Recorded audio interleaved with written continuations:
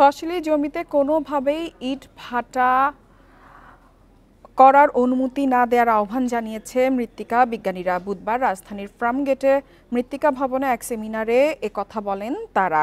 এ সময় তারা বলেন, মাটির স্বাস্থ্য ভালো রাখতে হলে পরিবেশ, কৃষি ও ভূমি মন্ত্রণালয়কে সমন্বিতভাবে কাজ করতে হবে। বান্ডেল থাকলে প্রতি সেনমানিতে টাকা বাঁচবে। বিকাশ সেনমানি বান্ডেল কিনে জিতুন প্রতি লেনদেনে। মাটির ক্ষতি করে খাদ্য নিরাপত্তা নিশ্চিত করা সম্ভব নয়। রাসায়নিক সারের অতিরিক্ত ব্যবহার জমিকে ক্ষতির মুখে ফেলেছে।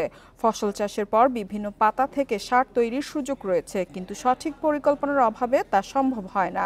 কৃষকদের সচেতনতার পাশাপাশি মৃত্তিকা বিজ্ঞানীদেরও প্রশিক্ষণের ব্যবস্থা জরুরি বলে মনে করেন বক্তারা।